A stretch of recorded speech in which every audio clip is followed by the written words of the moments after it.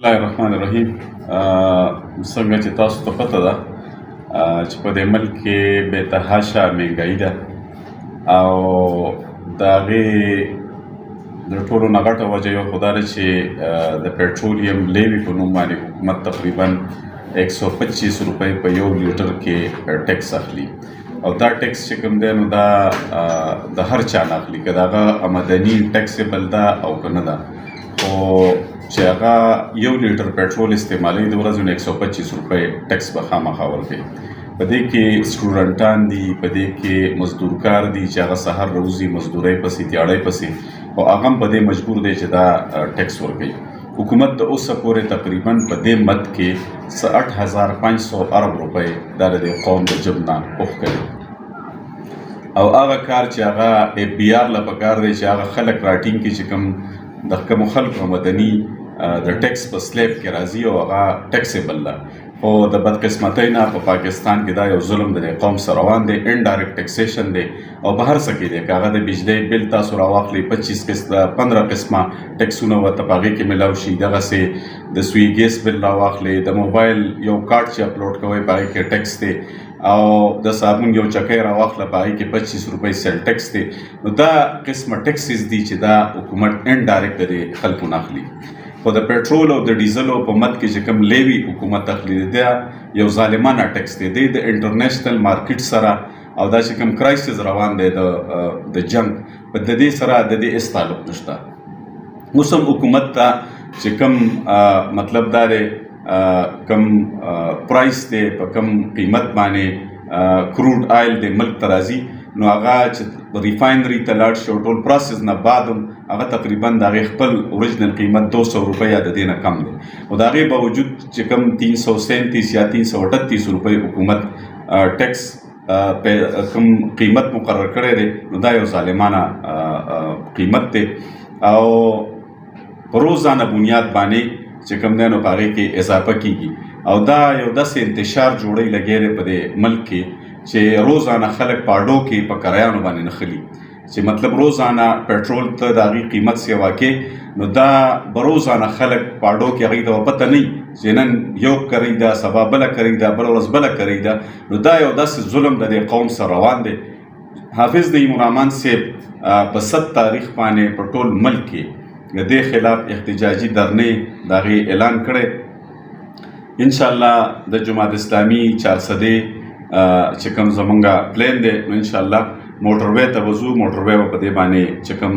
موټر وے انټرچینج دی هغه به بندو او دغسې د پېښور والا چې کوم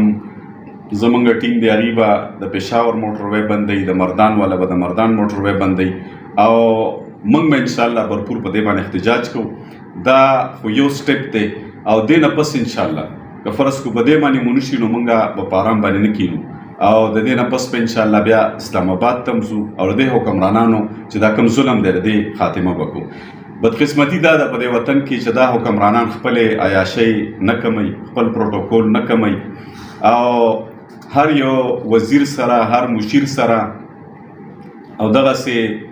چې کوم سرکاري افسران دي، په لکونو سرکاري ګاډي دي چې د هغې بې دریغ استعمال کېږي، د هغې پټرول فری، د هغې ډرایور فری، د هغې مینټننس فری، په دې څیزونو کې هېڅ کمی نه راځي. د پنجاب وزیر اعلی دپاره په 11 کروڑ روپۍ باندې 11 ارب روپۍ باندې جاز اخیستل کېږي او دغسې د سینټ د چیرمین دپاره په 9 کروڑ روپۍ باندې ګاډی اخیستل کېږي. دا عیاشۍ په دې وطن کې شته. بل اړخ ته د پاکستان تقریبا 50% آبادي، تقریبا 50% آبادي د خط غربت نه لاندې ژوند تېروي، 2 ټایم هغوی ته روټۍ نه میلاویږي. نو دا چې کوم ظلم دی د دې خلاف به انشاءالله روزو. د دې نه مخکې د IPPs خلاف جماعت اسلامي بھرپور دھرنا ورکړله په اسلام آباد کې او د هغې د وجې نه زیات IPPs چې کوم دی نو هغه حکومت پکې بند کړل او څه داسې IPPs چې هغوی چې کوم د هغې سره اګریمنټس چې وي د هغې مطابق یې چې بجلي نه پیدا کوله، نو هغې سره چې کوم اګریمنټس وو او کوم معاهدې شوې وې هغې ریوایز کړی. نو انشاءالله دا د پټرولو چې کوم ظلم روان دی په دې وطن کې د دې خاتمه به کوو. زه د 400 عوامو ته ویم، سټوډنټانو ته ویم، وکلاو ته ویم، تاجرانو ته ویم، ټرانسپورټ یونین ته ویم او ټولو خلکو ته ویم چې انشاءالله راوځئ او دغه موقع ده چې کوم ملکونو کې خلک راوتی دی نو هلته تبدیلۍ راغلي دي د دې نه مخکې تاسو کتل بنگلاديش کې قوم روته او یو برپور احتجاج وکړو او هلته ټول حکومت بدل کړ او دغسې د دې نه مخکې چې کوم دی نو په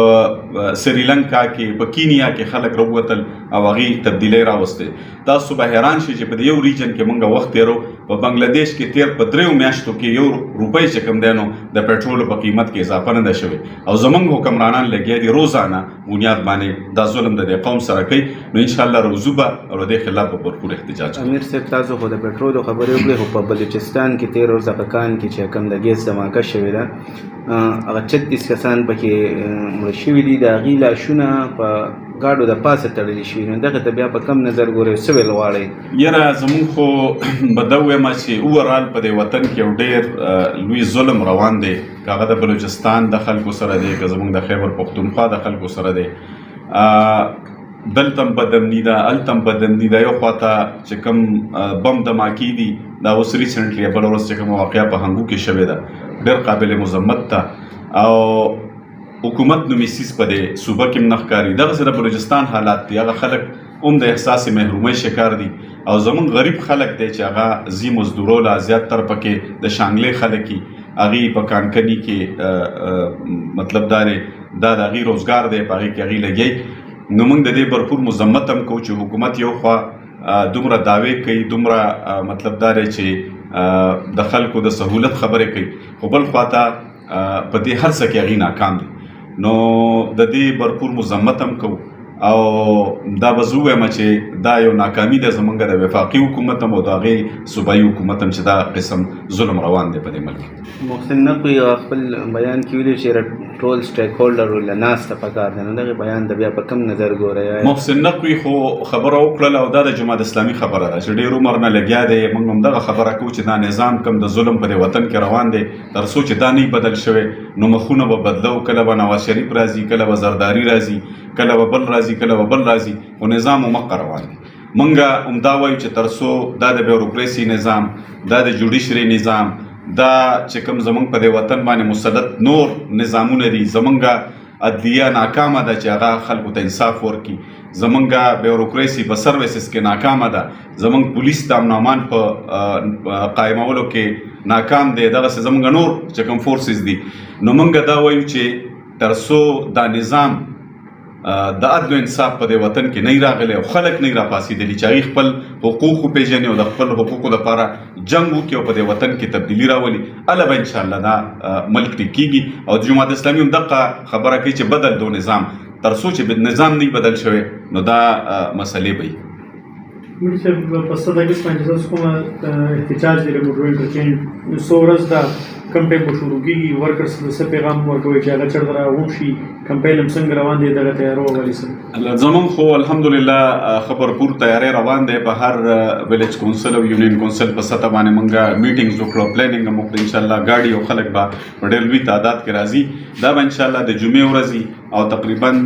5 بجې یا 5:30 بجې ته موږ موټروی ته راځو او انشاءالله موټروی به بندو او هغې نه پس به چې کوم دی نو بل احتجاج او دا احتجاج به جاري تقریبا 3 غنټو پورې 3.5 غنټو پورې به دا موږ احتجاج کوو انشاءالله که خیر.